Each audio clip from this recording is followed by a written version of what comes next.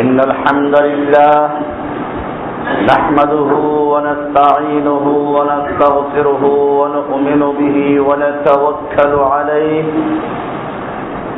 ونعوذ بالله من شرور أنفسنا ومن سيئات أعمالنا من يهده الله فلا مضل له ومن يضلله فلا هادي له وأشهد أن لا إله إلا الله وحده لا شريك له وأشهد أن محمدا عبده ورسوله صلى الله تعالى عليه وعلى آله وصحبه أجمعين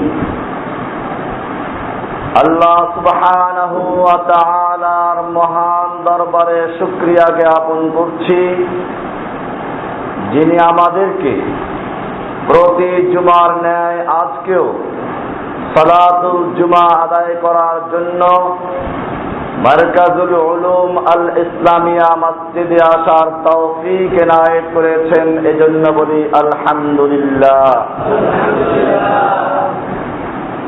রমজানুল করিম একেবারেই নিকটে। রাসূলুল্লাহ সাল্লাল্লাহু আলাইহি ওয়াসাল্লাম রমাদানের প্রস্তুতির জন্য শাবান মাসে বেশি করে ইবাদত করতেন। রমাদানের প্রস্তুতি দুরকম, একটি হচ্ছে আকীদাগত প্রস্তুতি, আরেকটি হচ্ছে আমলগত। আকীদাগত প্রস্তুতি হচ্ছে নিজের ঈমানকে সম্পূর্ণভাবে শিরক থেকে মুক্ত করা। যে কোনো ইবাদত কবুল হওয়ার জন্য এটা পূর্ব শর্ত। যে কোনো ইবাদত কবুল হওয়ার জন্য দুটি শর্ত একেবারে বাধ্যতামূলক। ওযু ছাড়া যেরকম সালাত হয় না, সালাতের পূর্ব শর্ত হচ্ছে ওযু। ওযুবিহীন যেরকম সালাত হয় না, ঠিক এরকম ভাবে আপনি যত আমল করেন কোন আমল গ্রহণযোগ্য হবে না যদি ওই শর্ত না পাওয়া যায়। অনেক মানুষ এরকম আছে যারা আমল অনেক বেশি করে, কিন্তু আল্লাহর কাছে আমলের কোনো গ্রহণযোগ্যতা নেই। পবিত্র কোরআনে আল্লাহ সুবহানাহু ওয়া তাআলা এদের সম্পর্কে বলেছেন, কুল হাল নুনাব্বিউকুম বিল আখসারিনা আমালা, বলো আমি কি তোমাদেরকে এমন লোকদের সম্পর্কে বলবো যারা আমলের বিবেচনায় সবচেয়ে বেশি ক্ষতিগ্রস্ত? আল্লাযীনা দাল্লা সা'য়ুহুম ফিল হায়াতিদ দুনিয়া, যাদের পার্থিব জীবনে যত আমল করে সবগুলোই বরবাদ হয়ে গেছে, সবগুলো ব্যর্থ। অহুম ইয়াহসাবুনা আন্নাহুম ইউহসিনুনা সুনআ, অথচ তারা মনে করে খুব ভালো কাজ করছে, বেশি নেক আমল করছে। আমাদের এই সমাজে আমরা লক্ষ্য করছি, এদেশের অনেক পীরের মুরিদ রয়েছে যারা সত্যি অনেক বেশি ইবাদত করে, জিকির আজকার তাসবিহ তাহলিল তাহাজ্জুদ কোনোটাই বাদ দেয় না। আর এগুলো দেখে অনেকে বিভ্রান্ত হয়। অনেকে বলে এরা তো অনেক আমল করে, এদের থেকে আমরা আমল শিখেছি। অনেকে যখন আরব দেশে যায় গিয়ে দেখে তাদের আমল এদের তুলনায় কম, বলে আমাদের দেশে মানুষই বেশি আমল করে। এই সকল লোকদের জন্য পরিষ্কার জানতে হবে আমল বেশি করলে ফায়দা কিনা। আমলের মধ্যে আপনি পরিমাণ যতই করেন, যতক্ষণ পর্যন্ত এই দুটি শর্ত পূরণ না করা হবে ততক্ষণ পর্যন্ত আমল কোনো কাজে আসবে না। এক নাম্বার শর্ত হচ্ছে শিরিক মুক্ত তাওহীদ ভিত্তিক ঈমান অর্জন করা। রমাদানুল করিম অতি সন্নিকটে। আল্লাহর রাসূল সাল্লাল্লাহু আলাইহি ওয়াসাল্লাম এখানেও শর্ত আরোপ করেছেন, মান সামা রমাদানা ঈমানান ওয়া ইহতিসাবান গুফিরা লাহু মা তাকাদ্দামা মিন যামবিহি। যে ব্যক্তি রমজানের সিয়াম পালন করলো ঈমানান ওয়া ইহতিসাবান, ঈমানের সঙ্গে এবং সওয়াব অর্জনের উদ্দেশ্যে, গুফিরা লাহু মা তাকাদ্দামা মিন যামবিহি, তার পিছনের যত গুনাহ সবগুলো ক্ষমা করে দেওয়া হয়। ওয়ামান কামা রমাদানা ঈমানান ওয়া ইহতিসাবান, এমনি ভাবে যে ব্যক্তি রমাদানের রাতে রাত্রি জাগরণ করে ইবাদত করে, ঈমানান ওয়া ইহতিসাবান, ঈমানের সাথে সওয়াবের উদ্দেশ্যে, গুফিরা লাহু মা তাকাদ্দামা মিন যামবিহি, তার পিছনের সমস্ত গুনাহগুলো ক্ষমা করে দেওয়া হয়। শর্ত ঈমান। আপনি বলবেন আমরা তো সকলে ঈমানদার, পীরের মুরিদ ঈমানদার, মাজারে যারা যায় তারাও ঈমানদার, গাছ পূজা করে মাছ পূজা করে তারাও ঈমানদার, আল্লাহ ছাড়া অন্যের নামে যারা পশু জবাই করে তারাও ঈমানদার, যারা কুমির কচ্ছপ আর গজার মাছের পূজা করে তারাও ঈমানদার, যারা বিভিন্ন মাজারের সুতা হাতে বাঁধে তারাও ঈমানদার, যারা গলায় তাবিজ ঝুলায় তারাও ঈমানদার। আল্লাহ সুবহানাহু ওয়া তাআলা সূরা বাকারার ৮ নম্বর আয়াতে পরিষ্কার করে বলেছেন, ওয়া মিনান নাসি মান ইয়াকুলু আমান্না বিল্লাহি ওয়া বিল ইয়াউমিল আখির ওয়া মা হুম বিমুমিনিন। মানুষের মধ্যে অনেক মানুষ রয়েছে এরকম যারা বলে আমরা আল্লাহকে বিশ্বাস করি, পরকাল বিশ্বাস করি, আমরা একেবারে পাকা মুমিন। আল্লাহ তাআলা প্রতিবাদ করে বলছেন, ওয়া মা হুম বিমুমিনিন, খবরদার ওই লোকগুলো মুমিন নয়, ওরা হচ্ছে মুনাফিক। কোরআনের সূরা ইউসুফ এর ১০৬ নম্বর আয়াতে আল্লাহ সুবহানাহু ওয়া তাআলা বলছেন, ওয়া মা ইউমিনু আকসারুহুম বিল্লাহি ইল্লা ওয়া হুম মুশরিকুন। বেশিরভাগ লোক ঈমান আনা সত্ত্বেও মুশরিক, বেশিরভাগ লোক ঈমান আনে ঠিকই, শিরক যুক্ত অবস্থায়। পীরের মুরিদ ঈমান আনে ঠিকই, পীরকে ভায়া মাধ্যম মনে করে শিরক যুক্ত অবস্থায়। মাজার পূজারী ঈমান আনে ঠিকই, আল্লাহকে বিশ্বাস করে ঠিক, তবে গায়রুল্লাহর নামে, মাজারের নামে পশু জবাই করে শিরক যুক্ত অবস্থায়। আল্লাহর কাছে প্রার্থনা করার পরিবর্তে মাজারওয়ালা, দরগাওয়ালা, ফকিরওয়ালাকে আল্লাহ এবং বান্দার মাধ্যমে, ভায়া মাধ্যম করার মাধ্যমে শিরক করেছে। পীরের মুরিদ পীর সাহেবদেরকে আল্লাহর মধ্যে এবং বান্দার মধ্যে সুপারিশকারী মনে করার কারণে শিরক করেছে। এমনি ভাবে আল্লাহ সুবহানাহু ওয়া তাআলার জন্য যেই ইবাদতগুলো নিবেদিত, সেই ইবাদতগুলো যখন কোনো গায়রুল্লাহর নামে নিবেদন করা হয় তখন শিরকে লিপ্ত হয়। এমনি ভাবে যারা মূর্তির সামনে গিয়ে নীরবে দাঁড়ায় তারা ঈমানদার দাবি করে ঠিকই, শিরক যুক্ত অবস্থায়। এমনি ভাবে যারা বিচারকের সামনে হাত বেঁধে দাঁড়িয়ে থাকে, ঈমানদার দাবি করলেও তারা মুশরিক। এমনি ভাবে যারা সংসদে ঢুকার সময় মাথা নত করে ঢুকে, ঈমানদার দাবি করলেও মুশরিক, মাথা নত হবে আল্লাহর সামনে। আর এরকম ভাবে শিরকে যুক্ত হয়ে যারা, আল্লাহ সুবহানাহু ওয়া তাআলা বলছেন সে যত আমল করুক না কেন, ইন্নাহু মান ইউশরিক বিল্লাহি ফাকাদ হারামাল্লাহু আলাইহিল জান্নাহ ওয়া মাওয়াহুন নার ওয়া মা লিয-যালিমিনা মিন আনসার। নিশ্চয়ই যে ব্যক্তি আল্লাহর সঙ্গে শিরিক করে, মান ইউশরিক বিল্লাহি, আল্লাহর সঙ্গে যে ব্যক্তি শিরিক করে, ফাকাদ হারামাল্লাহু আলাইহিল জান্নাহ, নিশ্চয়ই আল্লাহ তাআলা তার উপরে জান্নাতকে হারাম করে দিয়েছেন। ওয়া মাওয়াহুন নার, আর তার ঠিকানা হচ্ছে জাহান্নাম।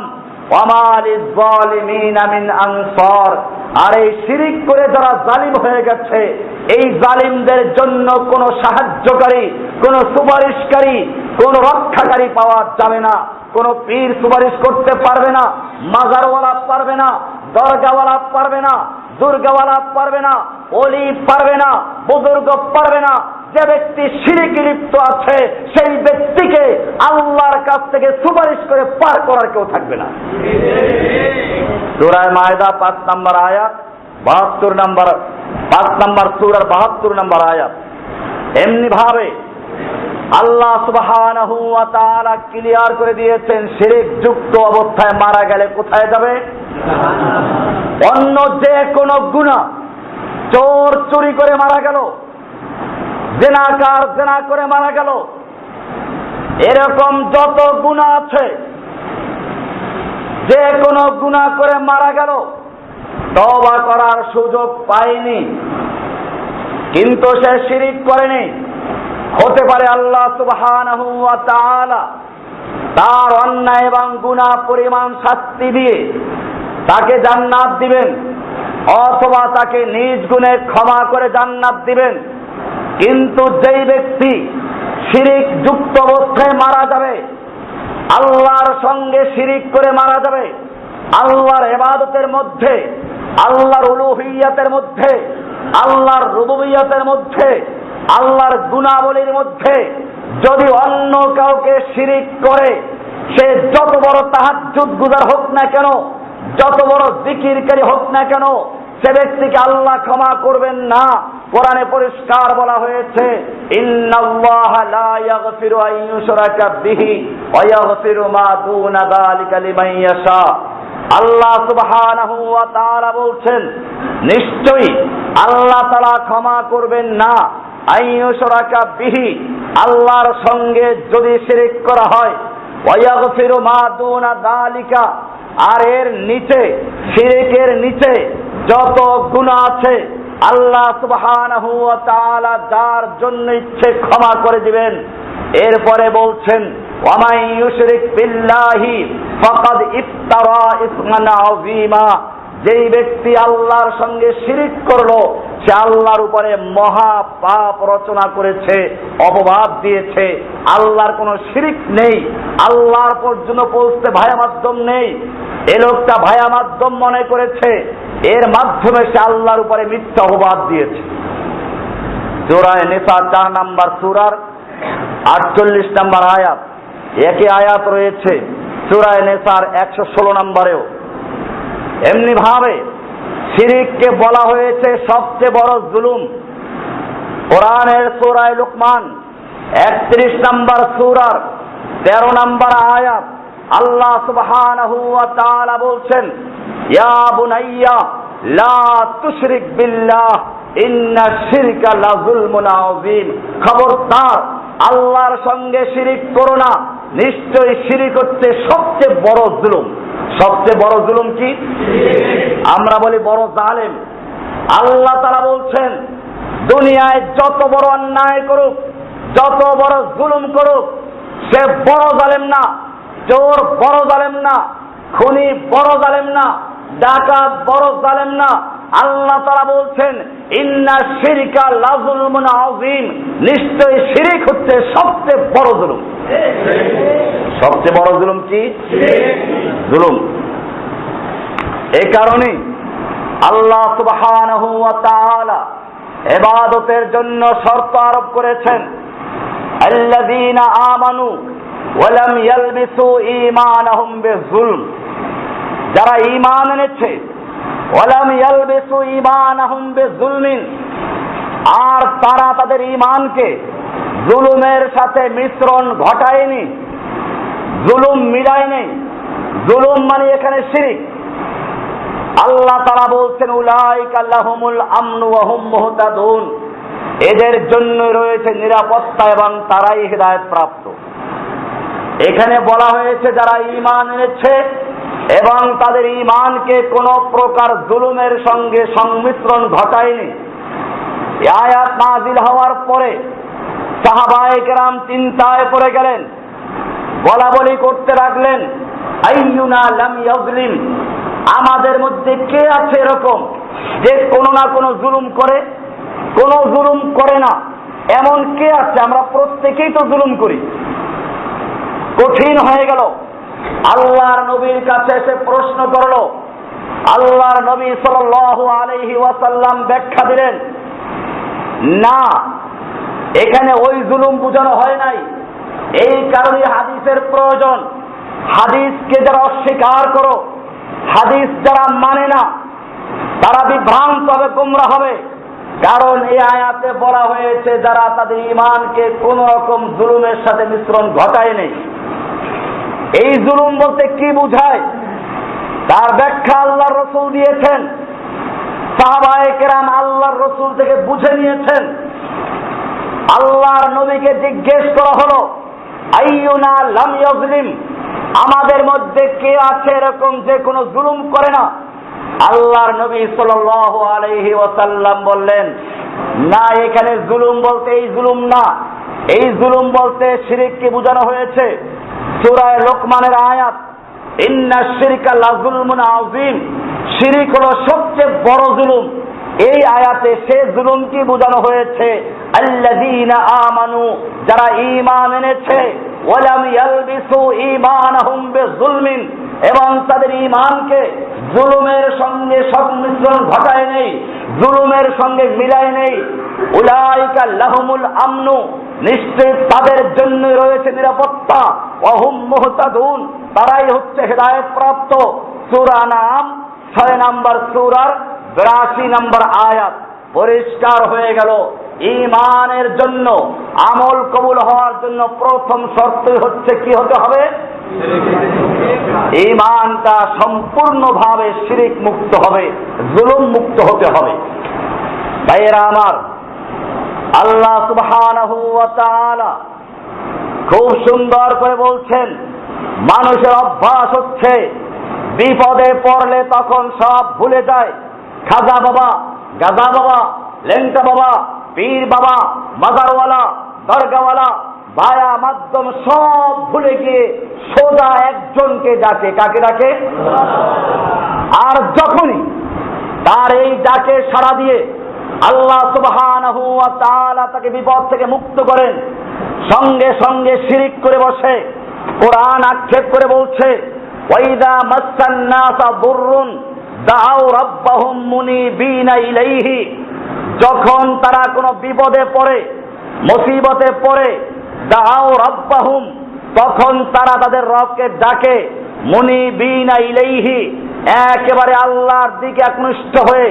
সুম্মা ইযা আযাকাহুম মিনহু রাহমাতান, আর এরপরে সেই ডাকে সাড়া দিয়ে আল্লাহ যখন তাকে সাহায্য করেন, আল্লাহ রহমত করেন, ইযা ফারিকুম মিনহুম বিরাব্বিহিম ইউশরিকুন, এরপরেই তারা তাদের মধ্যে একটা গ্রুপ শিরকে লিপ্ত হয়ে যায়। পীর সাহেব রক্ষা করেছে, হুজুরের কারণে বেঁচে গেছি, অথবা জাহাজের সারেং খুব ভালো ছিল, বাসের চালক খুব ভালো ছিল, নইলে আজকে মরে যেতাম।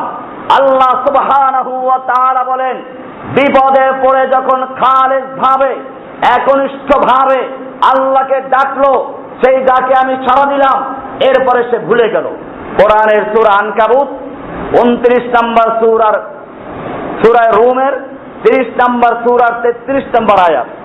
একই রকমের আয়াত রয়েছে সূরা আনকাবুত 29 নম্বর সূরার 65 নম্বর আয়াতে, ফাইদা রাকিবু ফিল ফুলকি, যখন তারা জাহাজে আরোহণ করে, পানি জাহাজে চড়ে, দাউল্লাহ মুখলিসিনা লাহুদ্দিন, তখন তারা আল্লাহকে ডাকে মুখলিসিনা লাহুদ্দিন, দ্বীনকে একেবারে আল্লাহর জন্য খালেস করে। ফালাম্মা নাজ্জাহুম ইলাল বাররে, আল্লাহ যখন তাদের এই একনিষ্ঠ ডাকে সাড়া দিয়ে তাদেরকে কিনারায় পৌঁছে দেন, ইযা হুম ইউশরিকুন, হঠাৎ করে তারা শিরিক করে বসে। আনকাবুত 29 নম্বর সূরার 65 নম্বর আয়াত। এটা আরো একটু স্পষ্ট করেছেন সূরা লোকমানের 32 নম্বর আয়াতে আল্লাহ তাআলা বলছেন, ওয়াইদা গাশিয়াহুম মাউজুন কাযুলাল, যখন তাদেরকে মেঘের মতো এক একটা তুফান এসে আঘাত করে, জাহাজে বাড়ি খায়, লঞ্চগুলো বড় বড় জাহাজগুলো উঠা বসা করে, ওয়াইদা গাশিয়াহুম মাউজুন কাযুলাল দাউল্লাহ মুখলিসিনা লাহুদ্দিন, তখন তারা আল্লাহকে ডাকে মুখলিসিনা লাহুদ্দিন, আল্লাহর জন্য দ্বীনকে খালেস করে। তখন কোনো ভায়া মাধ্যম থাকে না, পীর থাকে না, কারো দিকে কলম মোতাবজ্জ করে না, মাজারওয়ালা থাকে না, দরগাওয়ালা থাকে না, পীর থাকে না। আল্লাহ বলছেন দাউল্লাহ মুখলিসিনা লাহুদ্দিন ফালাম্মা নাজ্জাহুম ইলাল বাররে, আমি যখন তাদের ডাকে সাড়া দিয়ে, তাদের কান্নাকাটি, তাদের একনিষ্ঠ দোয়ায় সাড়া দিয়ে তাদেরকে আমি ক্ষমা করে দিলাম, মুক্ত করে দিলাম, কিনারায় পৌঁছার ব্যবস্থা করে দিলাম, ফামিনহুম মুকতাসিদ, তখন তাদের মধ্যে একদল লোক সবকিছু অস্বীকার করে বসে। সূরা লোকমান 31 নম্বর সূরার 32 নম্বর আয়াত। এই আয়াতগুলোকে গবেষণা করতে হবে। আমরাও যখন বিপদে পড়ি তখন আল্লাহকে ডাকি, বিপদটা চলে গেলে আর ভুলে যাই। নিজের সন্তান যখন অসুস্থ হয়ে পড়ে আল্লাহকে ডাকি, সাদাকা করি আল্লাহর জন্য। আর যখন ছেলেটা ভালো হয়ে গেল তখন পীর সাহেবের কোলে নিয়ে হাত দিল, আপনার কারণে এটা ভালো হয়ে গেছে। মাজারে নিয়ে তার চুল কাটায়, মাজারে নিয়ে তারপরে তাকে দিয়ে শিরিক করায়, আপনার এই মাজারের কারণে ভালো হয়ে গেছে। ভাইয়েরা আমার, কোরআনের আয়াতগুলো বুঝতে হবে। আল্লাহ সুবহানাহু ওয়া তাআলা এই শিরিক সম্পর্কে যত স্পষ্ট করে বয়ান করেছেন, এই বিষয়টা এত ক্লিয়ার করেছেন, এরপরেও যারা আল্লাহর মধ্যে আর বান্দার মধ্যে শিরিক করে, ভায়া মাধ্যম মনে করে, আবার মনে করে পীর সুপারিশ করে নিয়ে যাবে, কেউ ফেরে না খালি হাতে খাজা বাবার দরবার হতে, পীর অনেক কিছু দিয়ে দিবে। কোরআন তাদেরকে পরিষ্কার করে বলেছে, কোরআনের আয়াতুল কুরসি, এই আয়াতের মর্যাদা আপনারা জানেন। কেন মর্যাদা এত?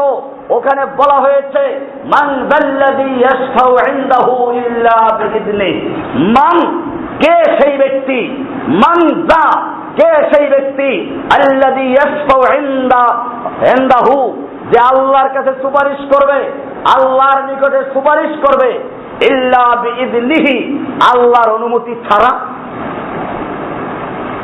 পার করে নিয়ে যাবে। আল্লাহর নবী যে কিয়ামতে সুপারিশ করবেন, বুখারী শাফাআত অধ্যায়টা পড়বেন, বাবু শাফাআহ, শাফাআত একটা অধ্যায় আছে, অনেকগুলো হাদিস রয়েছে। তার মধ্যে একটা হাদিস হচ্ছে এই, কিয়ামতের মাঠে মানুষ যখন অতিষ্ঠ হয়ে যাবে, সব দৌড়ে যাবে আদমের কাছে, আনতা আবুনা, তুমি আমাদের বাপ, খালাকাল্লাহু বিয়াদিকা, আল্লাহ তোমাকে নিজ হাতে সৃষ্টি করেছেন, জান্নাতে থাকার ব্যবস্থা করেছেন, মালায়েকাদের মাধ্যমে সেজদা করিয়েছেন, এবারে তুমি আল্লাহর কাছে সুপারিশ করো যেন হিসাব নিকাশ শুরু হয়ে যায়। আদম বলবেন, আল্লাহ সুবহানাহু ওয়া তাআলা আজকে কাহ্হার নাম ধারণ করেছেন, জব্বার নাম ধারণ করেছেন, অতিশয় রাগান্বিত। আজকে যদি আমি তার কাছে সুপারিশ করতে যাই আর আমাকে জিজ্ঞেস করেন তুমি কেন নিষিদ্ধ গাছের কাছে গেলা, আমি কি জবাব দিব? নাফসি নাফসি, আমি নিজে বাঁচি, তোমরা আমার থেকে সরো এখান থেকে। আর এক নবীর কাছে যাও, ইব্রাহিমের কাছে যাও, নূহের কাছে যাও, নূহ আলাইহিস সালামের কাছে যাবে, লোকেরা আবার ওরকম তার প্রশংসা করবে। তিনিও বলবেন, আমি তো আমার ছেলের জন্য দোয়া করেছিলাম, আল্লাহ যদি আমাকে জিজ্ঞেস করেন কি করব, আমি এই কাজের জন্য নাফসি নাফসি, আমি নিজে বাঁচি। তোমরা ইব্রাহিমের কাছে যাও, ইব্রাহিমের প্রশংসা করা হবে, তাকে বলা হবে, তিনি বলবেন দেখো আমি জীবনে 3টা মিথ্যা কথা বলেছিলাম, যদিও বাস্তবে তা মিথ্যা ছিল না, রূপটা ছিল মিথ্যার, তাওরিয়া করেছিলাম। আল্লাহ যদি আমাকে ধরে বসেন আমি কি জবাব দিব? নাফসি নাফসি, তোমরা আমার থেকে সরো, আমি নিজে বাঁচি। যাও তোমরা মুসার কাছে, মুসাকে যা বলা হবে, তুমি সেই বড় একজন নবী, তাওরাতের মতো কিতাব তোমাকে দেওয়া হয়েছে, সরাসরি তোমার সঙ্গে আল্লাহ কথা বলেছেন, তোমার সঙ্গে আল্লাহ তাআলা সরাসরি কথা বলেছেন, আজকে তুমি এই সুপারিশটা করো। মুসা বলবে হ্যাঁ হ্যাঁ, নাফসি নাফসি, আমি বাঁচি আমি বাঁচি, আমিও এই একটা কিপ্তিকে থাপ্পড় মেরে হত্যা করেছিলাম, এরকম ভাবে আমি এই কাজের জন্য নই। তোমরা ঈসার কাছে যাও, ঈসার কাছে চলে যাবে, ঈসা আলাইহিস সালামের প্রশংসা করা হবে, আল্লাহ আপনাকে বিনা পাপে সৃষ্টি করেছেন, আল্লাহ আপনাকে ইনজিলের মতো কিতাব দিয়েছেন, আপনি আজকে এই মুহূর্তে সুপারিশ করুন। ঈসা আলাইহিস সালাম বলবেন, হা হা লা নাফসি নাফসি, আল্লাহ আমাকে বাঁচাক, আমি নিজে বাঁচি, এই কাজের জন্য আমি নই। আমার মৃত্যুর পরে লোকেরা আমাকে আল্লাহর পুত্র বলেছে, আল্লাহর সন্তান বলেছে। আমি যদিও লোকদেরকে বলতে বলিনি, কিন্তু লোকেরা বলেছে। আল্লাহ আমাকে যদি জিজ্ঞেস করেন আমি কি জবাব দিব? তোমরা আমার কাছে এসো না, তোমরা মুহাম্মদ সাল্লাল্লাহু আলাইহি ওয়াসাল্লামের কাছে চলে যাও। সকলেই মুহাম্মদ সাল্লাল্লাহু আলাইহি ওয়াসাল্লামের কাছে চলে আসবেন। মুহাম্মদ সাল্লাল্লাহু আলাইহি ওয়াসাল্লাম বলবেন, হ্যাঁ এটার জন্য আমি। কিন্তু নবী তখনই সেজদায় পড়ে যাবেন, সুপারিশ করা শুরু করবেন না। সেজদায় পড়ে গিয়ে আরশের তলে আল্লাহর হামদ ও সানা করবেন। আল্লাহর নবী বলেন, আমি এত প্রশংসা করব, এত রকমের আমি আল্লাহর প্রশংসা করব, যার ভাষা আমাকে এখনো শেখানো হয়নি। আল্লাহর প্রশংসা করতে করতে এক পর্যায়ে আমাকে বলা হবে, অনুমতি দেওয়া হবে, ইয়া মুহাম্মদ, ইয়া মুহাম্মদ, হে মুহাম্মদ সাল্লাল্লাহু আলাইহি ওয়াসাল্লাম, তুমি মাথা উত্তোলন করো, ওয়াসফা তুশাফা, এবার তোমাকে অনুমতি প্রদান করা হলো, তুমি সুপারিশ করো, তোমার সুপারিশ গৃহীত হবে। ওয়াসাল তুতা, তুমি আল্লাহর কাছে আমার কাছে চাও, তোমার চাহিদা পূরণ করা হবে। মান যাল্লাযী ইয়াশফাউ ইনদাহু ইল্লা বিইذনি, কে আছে এরকম যে আল্লাহর কাছে সুপারিশ করবে আল্লাহর অনুমতি ব্যতি রেখে? আল্লাহর নবী মুহাম্মদ সাল্লাল্লাহু আলাইহি ওয়াসাল্লাম সুপারিশ করতে গিয়েও আল্লাহর দরবারে সেজদায় পড়ে গেলেন, অনুমতি আসবে, তারপরে সুপারিশ করবেন। এরপরেও যারা বলে সুপারিশ করে নিয়ে যাবে, পার করে নিয়ে যাবে, ভণ্ড হতে পারে, দাজ্জাল হতে পারে, ইহুদি খ্রিস্টানদের দালাল হতে পারে, পীর হতে পারে, দারগাওয়ালা হতে পারে, আল্লাহর কাছে সুপারিশকারী হতে পারবে না। ভাইয়েরা আমার, সুপারিশ করে নিয়ে যাবে, পীর তরাইয়া নিয়ে যাবে। কোরআনের আয়াত ব্যাখ্যা করে এই লোকগুলো। একটা আয়াতে বলা হয়েছে, ইয়াওমা নাদউ কুল্লা উনাসিন বিইমামিহিম, সেদিন আমি প্রতিটি মানুষকে তার ইমাম সহ ডাকবো। নাদউ কুল্লা উনাসিন বিইমামিহিম, তাদের ইমাম সহ ডাকবো। মূর্খ লোকদেরকে বুঝায় এই এক শ্রেণীর পীরেরা, এক শ্রেণীর দলবাজ লোকেরা, যে আমাদের তো ইমাম আছে, আল্লাহ কিয়ামত ইমাম সহ ডাকবেন, তোমাদের ইমাম নাই, কাজী তোমরা সেদিন কোথায় যাবে? আর মূর্খ লোকেরা বলে, ঠিকই তো, কোরআনের আয়াত, আর কি? ভাইরা আমার, এইখানে ইমাম মানে কি? কোরআনকে জিজ্ঞেস করো, সামনে অংশ পড়লেই হবে। এই ইমাম মানে পীর সাহেব না, এই ইমাম সাহেব মানে মসজিদের ইমাম না, এই ইমাম সাহেব মানে মাযহাবের ইমাম না, এই ইমাম সাহেব মানে হচ্ছে তরিকার ইমাম না, এই ইমাম মানে হচ্ছে আমলনামা। আল্লাহ তাআলা বলছেন, ইয়াউমা নাদউ কুল্লা উনাসিন বিইমামিহিম ফামান উতিয়া কিতাবাহু বিয়ামিনিহি ফাসাউফা ইউহাসাবু হিসাবান ইয়াসীরা। এই হলো পূর্ণ আয়াত। আয়াত পূর্ণরা পড়ে না, এরা এই চুরিটাই করে, মানুষকে শেখায় পীর ধরতে হবে, কোরআনে আছে, অবতাহু ইলাইহিল ওসিলা, ওসিলা তালাশ করো। ওসিলার মানেটা কি? সামনে আর পড়ে না। ওসিলা মানে ইবাদত, ওসিলা মানে আল্লাহর আনুগত্য করা। তাফসীরে পরিষ্কার লেখা আছে, বিতাআতিহি ওয়া বিআমালিন ইরদিহি, ওসিলা মানে হচ্ছে আল্লাহর ইবাদত করা, আল্লাহর আনুগত্য করা, নামাজ, রোজা, হজ, যাকাত, নফল ফরজ, দান খয়রাত, ইবাদত করা। ওয়াবতাগু ইলাইহিল ওসিলা, তোমরা আল্লাহকে পাওয়ার জন্য ইবাদতের মাধ্যমে ওসিলা তালাশ করো। পীর বলল পীর ধরো, অথচ এই আয়াতেও বলা আছে, ওয়াজাহিদু ফি সাবিলিল্লাহ, আল্লাহর রাস্তায় জিহাদ করো। ওসিলা বলা আছে ওখানে, পীর কোন সময় ভুলেও ওই অংশ পড়ে না। এইরকম ভাবে এখানেও বিভ্রান্ত করেছে, ইয়াউমা নাদউ কুল্লা উনাসিন বিইমামিহিম, সেদিন আমি প্রতিটি মানুষকে তার ইমাম সহ ডাকবো। এই ইমাম মানে পীর না, কোরআন, এই ইমাম মানে হচ্ছে আমলনামা। কোরআন এই জন্য সামনে বলে দিয়েছে, ফামান উতিয়া কিতাবাহু বিয়ামিনিহি, যার কিতাব আমলনামা তার ডান হাতে দেওয়া হলো, ফাসাউফা ইউহাসাবু হিসাবান ইয়াসীরা, তাকে সহজ হিসাব দেওয়া হবে। তাহলে ইমাম মানে পাওয়া গেছে না এখানে। এরপরেও যদি বলা হয় এই ইমাম মানে তোমাদের অর্থে ইমাম, তাহলে আমি জিজ্ঞেস করি, এইখানে যদি এই অর্থ হয়ে যায়, তাহলে তোমরা তোমাদের ইমামদের সঙ্গে যাবে, ওই ময়দানে আল্লাহর নবী উপস্থিত থাকবেন কিনা? অবশ্যই থাকবেন। যদি ওই ময়দানে আল্লাহর নবী উপস্থিত থাকেন, তোমরা তোমাদের খাজা বাবা তরিকার ইমাম, মাযহাবের ইমাম, অমুক ইমামের সঙ্গে যাবে। আমরা বসে থাকবো, আমরা এসব কোন ইমাম মানি না। আমরা বসে থাকবো, আমাদের ইমাম আল্লাহর নবী মুহাম্মদুর রাসূলুল্লাহ সাল্লাল্লাহু আলাইহি ওয়াসাল্লাম। আমরা আল্লাহর রাসূলের সঙ্গে তিনি যেখানে নিয়ে যাবেন সেখানে চলে যাবেন ইনশাআল্লাহ। ইয়াওমা নাদউ কুল্লা উনাসিন বিইমামিহিম। মানুষের সাথে প্রতারণা করা, ধোঁকা দেওয়া, মানুষের ডাকাতি করা, এই লোকগুলো গরিব মানুষের পয়সা ডাকাতি করার জন্য ইসলামকে ব্যবহার করছে। এক একজন পীর কোটিপতি, কোন পীর গরিব থাকে না, কারণ এটা বিনা পুঁজির ব্যবসা, লসবিহীন ব্যবসা। মানুষকে খুব সহজে বোঝানো যায়। পীরের কাছে দেখা করলে হাদিয়া তোহফা নিয়ে দেখা করতে হয়। পীরের আদব লেখেরা, এর মধ্যে একটা গুরুত্বপূর্ণ আদব হচ্ছে এই যে পীরের সাথে দেখা করতে গেলে খালি হাতে দেখা করাটা বেয়াদবি। মকসুদ তেরা মাল হয়, মকসুদ তেরা মাল হয়। ভাইরা আমার, এই জন্য আল্লাহ সুবহানাহু ওয়া তাআলা কোরআনে কি সুন্দর করে উপহাস করেছেন শুনুন। কোরআন পড়বেন, কোরআন পড়তেও তো বাধা দেয়।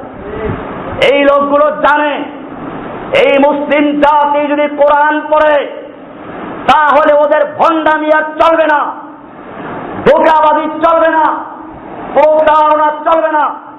সেই জন্য মানুষকে শিখায় কোরআন পড়তে গেলে 15টা ইলম দরকার। তোমার কয়টা আছে? 15 ইলম দরকার। তুমি কয়টা জানো? এই টাকা 15 ইলম দরকার। কোরআনের কোন জায়গায় আছে? হাদিসের কোন জায়গায় আছে? 15টা শর্ত আরোপ করেছে, যে শর্ত আল্লাহ দেয় নাই। আল্লাহ কোরআনে পরিষ্কার করে বলেছেন, ওয়ালাকাদ ইয়াসসারনাল কুরআনা লিযিকরি ফাহাল মিন মুদ্দাকির। আমি কোরআনকে সহজ করে দিয়েছি উপদেশ গ্রহণ করার জন্য। আছো কি কোনো ব্যক্তি কোরআন থেকে উপদেশ গ্রহণ করার জন্য? আল্লাহ প্রশ্ন করছেন, আছো কেউ কোরআন থেকে উপদেশ গ্রহণ করার জন্য? আমি সহজ করে দিয়েছি। আল্লাহ সুবহানাহু ওয়া তাআলা বললেন, আমি কোরআনকে বুঝার জন্য সহজ করে দিয়েছি।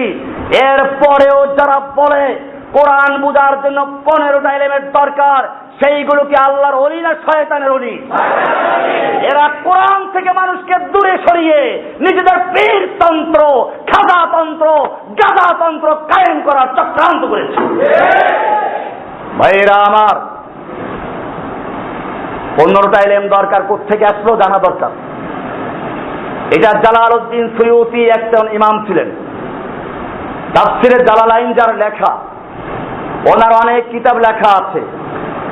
এর মধ্যে একটা কিতাব আছে আল ইতকান ফি উলুমিল কোরআন, কোরআনের বিভিন্ন ইলম বিষয়ক একটা কিতাবের নাম কি? আল ইতকান।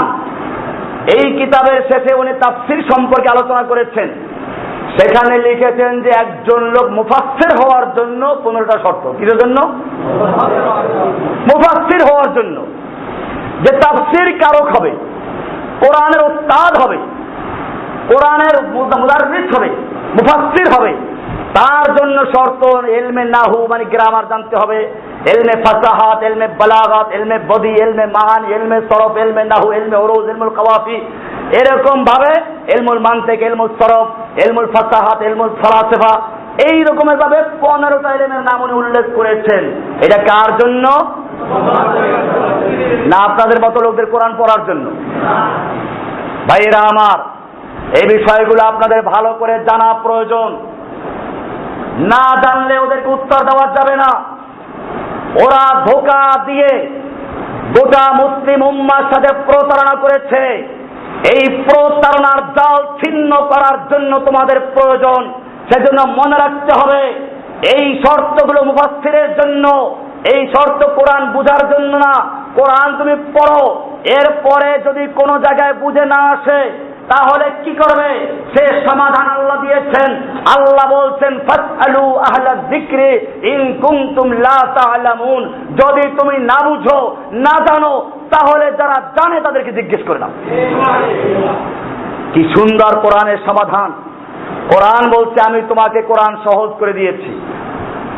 ওয়ালাকাদ ইয়াসসারনাল কুরআনা লিয-যিকরি ফাহাল মিন মুদ্দাকির, আমি কোরআনকে বোঝার জন্য সহজ করে দিয়েছি। আছে কোন ব্যক্তি যে কোরআন থেকে উপদেশ গ্রহণ করবে? এরপরে তুমি যদি না বুঝো তাহলে কি করবে? কোরআন তাও পরিষ্কার করে দিয়েছে।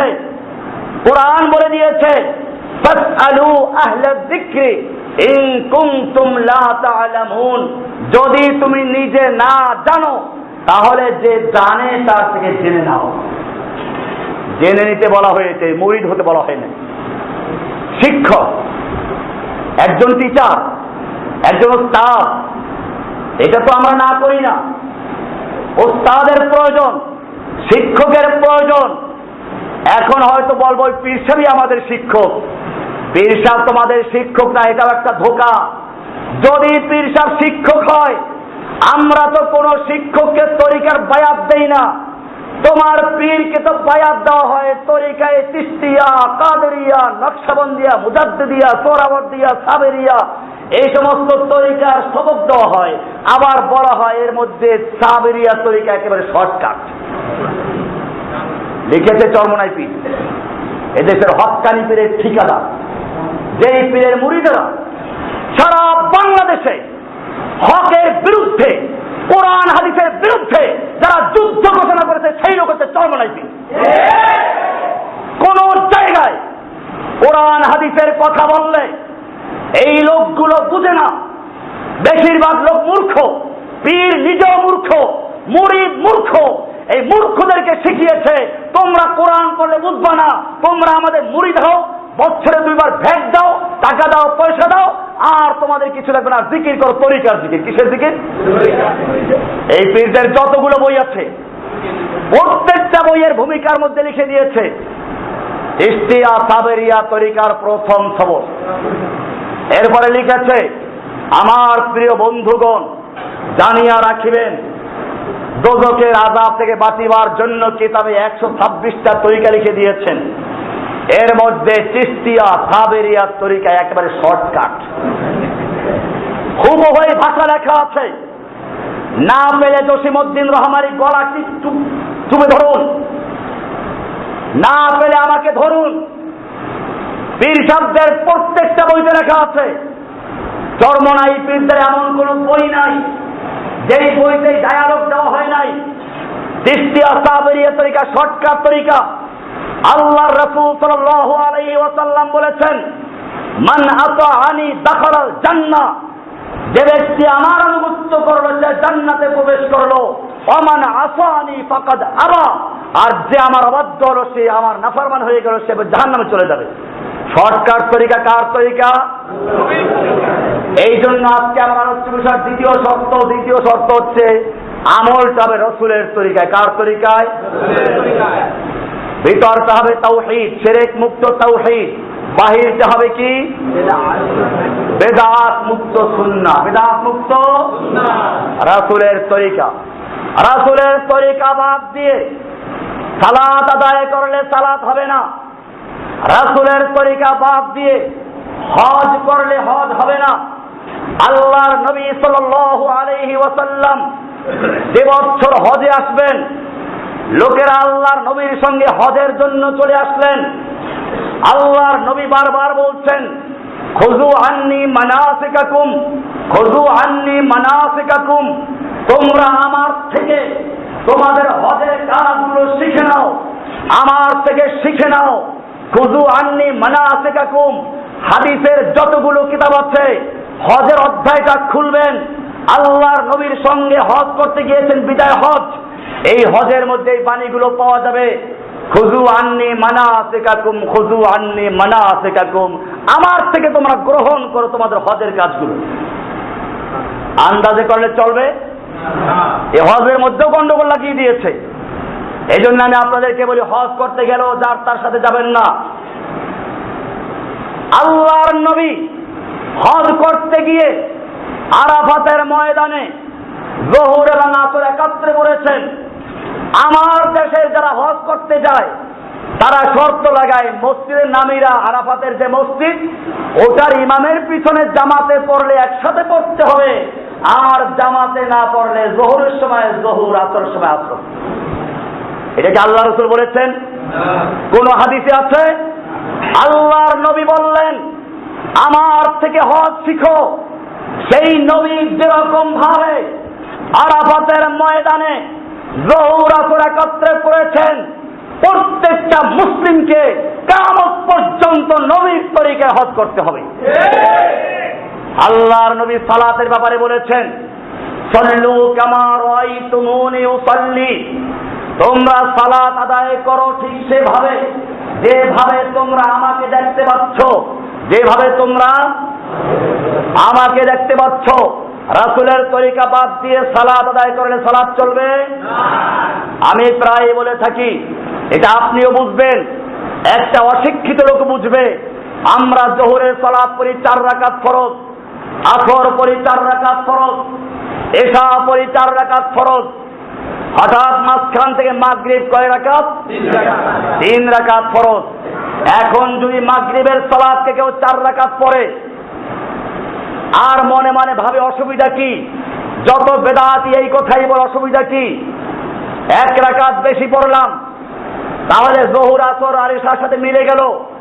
1 রাকাত বেশি হওয়া মানে হচ্ছে একটা রুকু বাড়বে, কমপক্ষে 3 বার সুবহান রাব্বিল আযীম বাড়বে, 2টা সিজদা বাড়বে, কমপক্ষে 3 বার করে সুবহান রাব্বিল আলা বাড়বে, 1টা সিজদা বাড়বে, 2টো সিজদা বাড়বে।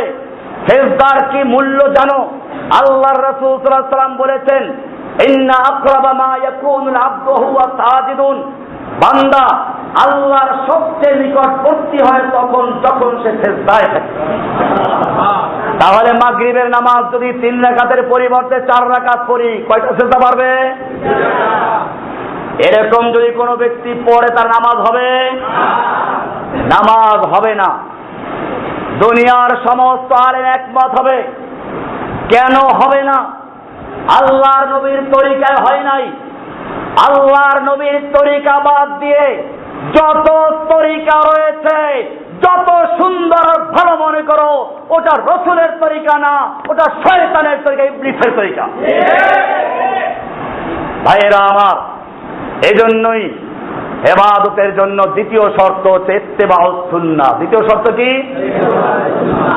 আসন্ন রমজানকে সামনে রেখে যত তরিকা আছে সব তরিকা বর্জন করে অন্তরটাকে খালেস করব তাওহীদ ভিত্তিক ঈমানের জন্য, আমলগুলোকে খালেস করব সুন্নাহ ভিত্তিক আমল করার জন্য।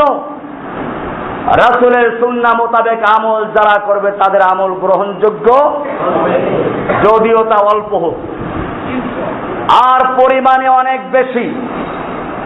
আল্লাহ সুবহানাহু ওয়া তাআলার সাথে আমরা শিরিক করলাম, এই আমল গ্রহণযোগ্য হবে না। সুপারিশকারীর শিরিক কোরআন উপহাস করতে শুনুন, ওয়ায়াবুদুনা মিন দুনিল্লাহি মা লা ইয়াদুররুহুম ওয়া লা ইয়ানফাউহুম। ওরা আল্লাহর পরিবর্তে এমন জিনিসের ইবাদত করে যা ওদের ক্ষতিও করতে পারে না, উপকার করতেও পারে না। ওয়ায়াকুলুনা হাউলাই শুফাউনা ইনদাল্লাহ, আর তারা বলে এরা আমাদের জন্য আল্লাহর কাছে সুপারিশকারী। আল্লাহর কাছে বীর সুপারিশকারী, মাজারওয়ালা ওলি আল্লাহ সুপারিশকারী, বুজুর্গ সুপারিশকারী। আল্লাহ কি বলতে শুনুন, কুল আতুনাব্বিউনা আল্লাহ বিমা লা ইয়ালামু ফিস সামাওয়াতি ওয়ালা ফিল আরদ। কুল, আপনি বলে দিন, আতুনাব্বিউনা আল্লাহ, তোমরা আল্লাহকে শিখাচ্ছ। আমরা বলি না আমাকে শিখাচ্ছ, আমাকে শিখাচ্ছ, আমি কি জানি না? আল্লাহ এরকম কথা বলছেন। কুল, আপনি বলুন পীরের মুরিদদেরকে, বলুন ওই মাজার পূজারীদেরকে, বলুন ওই মূর্তি পূজারীদেরকে, কুল আতুনাব্বিউনা আল্লাহ বিমা লা ইয়ালামু, তোমরা কি আল্লাহকে শিখাচ্ছ এমন জিনিস যা আল্লাহ জানেন না। ফিস সামাওয়াতি ওয়ালা ফিল আরদ, আসমানেও নাই জমিনেও নাই, আল্লাহ জানেন না এমন জিনিস আল্লাহকে শেখাচ্ছ যে আল্লাহর মধ্যে বান্দার মধ্যে সুপারিশকারী আছে। এরপরে আল্লাহ বলছেন সুবহানাহু, তারা যা বলছে এর থেকে আল্লাহ তারা সম্পূর্ণ পুত পবিত্র। ওয়া তাআলা আম্মা ইউশরিকুন, তারা আল্লাহর সঙ্গে যে শিরিক করে এর থেকে আল্লাহ তারা অনেক অনেক ঊর্ধ্বে। সূরা ইউনূস 10 নম্বর সূরার 18 নম্বর আয়াত ভালো করে পড়বেন, বুঝবেন। এই কারণে সালাতের মধ্যে দাঁড়িয়ে বলতে হয় ইয়াকা না'বুদু, আমরা কেবলমাত্র তোমার ইবাদত করি, ওয়া ইয়াকা নাস্তাঈন, তোমার কাছেই সাহায্য চাই। সাহায্য কার কাছে? না মাজারওয়ালার কাছে, না পীরের কাছে। সন্তান দেওয়ার মালিক কে? রিজিক দেওয়ার মালিক কে? বিপদ থেকে উদ্ধার করার মালিক কে? এরপরে আল্লাহ তাআলা আরো সুন্দর করে বলছেন, কান খুলে শুনো। আল্লাহ বলছেন কান খুলে শুনো, জসিমউদ্দিন রহমানের কথা না, আবার সূরা হজ 22 নম্বর সূরার 73 নম্বর আয়াত আল্লাহ তাআলা বলছেন, ইয়া আইয়ুহান নাসু দুরিবা মাসালুন ফাসতামিউ লাহ, হে মানব জাতি, তোমাদের বোঝানোর জন্য একটা দৃষ্টান্ত পেশ করা হচ্ছে, উপমা পেশ করা হচ্ছে। ফাসতামিউ লাহু, তোমরা ওটা কান খুলে শুনো। ইস্তেমা বলা হয় ভালো করে কান খুলে শোনা। ফাসতামিউ লাহু, কান খুলে শুনো, কান লাগিয়ে শুনো। এরপরে আল্লাহ তাআলা বলছেন, ইন্নাল্লাযীনা তাদউনা মিন দুনিল্লাহি লা ইয়াখলুকু যুবাবান ওয়ালা বিজতামাউ লাহ, নিশ্চয়ই তোমরা আল্লাহর পরিবর্তে যাদেরকে ডাকো, লা ইয়াখলুকু যুবাবান, তারা একটা মাছিও তৈরি করতে পারে না, ওয়ালা বিজতামাউ লাহ, যদিও এই একটা মাছি তৈরি করার জন্য যত খাদা বাবা, গাদা বাবা, ল্যাংটা বাবা, পীর বাবা, দরগাওয়ালা, মাজারওয়ালা, জুলফে দারাজ, গেসু দারাজ, বান্দা নওয়াজ, খাজা নওয়াজ, আতা বক্স, গঞ্জে বক্স, তোমাদের যত রকমের পীর আছে সব যদি একত্র হয়, ওয়ালা বিজতামাউ লাহু, সব একত্র হয়ে যায়, তারপরেও সব মিলে একটা মাছিও তৈরি করতে পারবে না। এরপরে আল্লাহ তাআলা আরো মজাক করছেন, ওয়াইয়াসলুবহুমুজ যুবাবু শাইআন, ওরা মাছি তৈরি করা দূরের কথা, যদি কোনো মাছি ওদেরকে যে মুরিদরা ভোগ দেয়, হাদিয়ার নামে যে ভ্যাট দেয়, এর কিছু অংশ ছিনতাই করে নিয়ে যায়, ওয়াইয়াসলুবহুমুজ যুবাবু শাইআন, যদি ওদের সামনে থেকে একটা মাছি এসে কোনো অংশ নিয়ে যায়, লা ইস্তানকিযুহু, ওরা সব মিলে ওই মাছির কবল থেকে ওরা উদ্ধার করতে পারবে না। এরপরে আল্লাহ বলছেন, দাউফাত তালিব ওয়াল মাতলুব, পীর আর মুরিদ, প্রার্থনাকারী আর প্রার্থিত ব্যক্তি কতই না দুর্বল। দাউফা দুর্বল, আর তালিব, তালেব মানে কি? তালেব মানে অন্বেষণকারী, ছাত্রকে তালেব বলা হয়। ওই শোনেন না তালেবান? দাউফাত তালিবু, তালেব মানে যে তালাশ করে, মাতলুব মানে যার কাছে তালাশ করে। আল্লাহ তাআলা বলছেন এই তালাশকারী এবং যার কাছে তালাশ করছে দুজনই দুর্বল। দুজনই কি? এরপরে আল্লাহ বলছেন,